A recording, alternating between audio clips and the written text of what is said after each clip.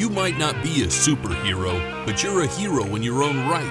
You help build this country beam by beam with your own two hands. It's a heavy responsibility moving one of the greatest countries in the world into the future. And part of that responsibility includes protecting yourself.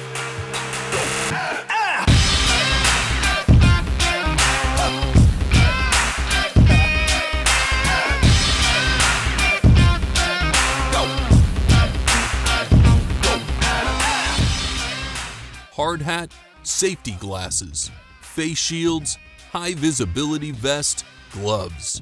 This is the armor of the working hero. You might not be Iron Man, but you know your way around iron, steel, brick, stone, and wood. You are the frontline handlers of the building blocks of the urban jungle, and we can't have you heading into the jungle unprotected. It's easy for people to take for granted all the real work that went into constructing these buildings.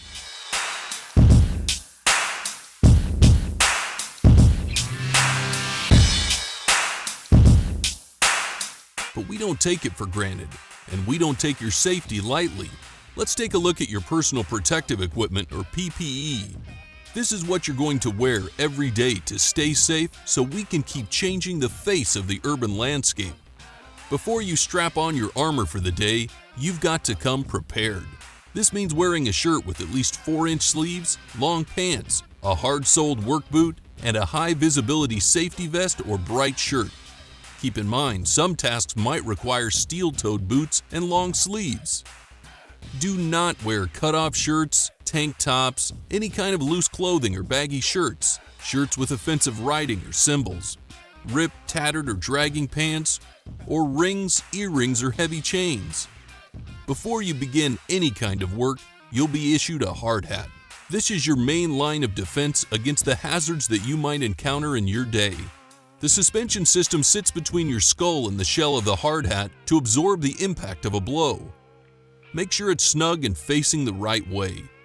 You must wear your hard hat at all times on the job site. We know you take pride in a day of real work, and we want you to be able to look back at what you've helped achieve.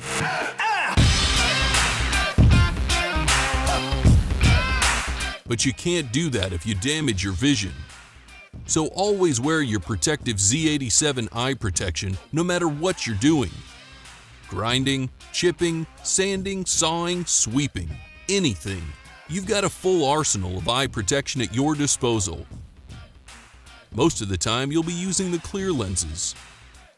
In low-light work areas, you can also wear the amber lenses. For working in direct light, you've got the gray tinted glasses. We don't take your safety lightly. You're a hard-working hero that the foundation of this country is built on, but you're also a hero to those who care about you. We take that very seriously and want to always send you back home in the same shape you came to work in. Now that you know about PPE that you'll be wearing every day, regardless of the task you're completing, let's talk about some more specific situations. When you're working in areas with flying debris, or when operating a chop saw, demo saw, grinder, or doing overhead work, you will also need to wear a full face shield. This is in addition to your eye protection, not a replacement. When you're welding, you must also wear an approved hard hat mounted welding hood with a shaded face shield. You also need to shield your ears from the various noises that are present at the job site. This is one of the most common types of hazards you'll encounter. You should wear earplugs and earmuffs when working with tools and equipment, or whenever you feel the noise warrants ear protection. Hearing protection should have a snug fit so it can block air, but you should still be able to hear things like backup alarms on moving equipment. OSHA requirements dictate that hearing protection must be worn when working in areas at 85 decibels or higher. For example, if you need to raise your voice to speak to someone 3 feet away, it's too loud. To give you a general idea of what that means, a power saw rings in at about 110 decibels. A jackhammer at 4 feet is about 130 decibels. and a jet engine at 100 feet is about 140 decibels. Once your hearing starts to get damaged, it can't be repaired. Not everyone gets to look at a building and say they helped build it with their own two hands. But to be able to keep saying that, you've got to take care of those two hands. You'll be wearing some type of glove for almost everything that you do on the job. Keep in mind that when you're wearing gloves near moving parts, they could get caught and pull your hand in. Here's a quick breakdown of the different types of gloves you'll be provided for each hazard. As always, if you have any questions about what PPE you should be wearing, talk to your supervisor. Leather gloves protect against sparks, heat, blows, chips, and rough objects.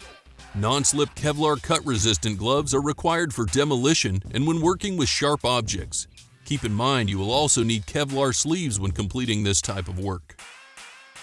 Chemical-resistant gloves are obviously required when handling chemicals. Keep in mind that they can be thick and reduce your ability to grip objects. This all might seem like a lot to remember, but you'll be provided with additional information on every job by your supervisor. The important thing to remember is, when in doubt, find out. Finally, let's talk about some of the additional PPE you'll be required to wear or that will be strongly recommended to wear in certain situations.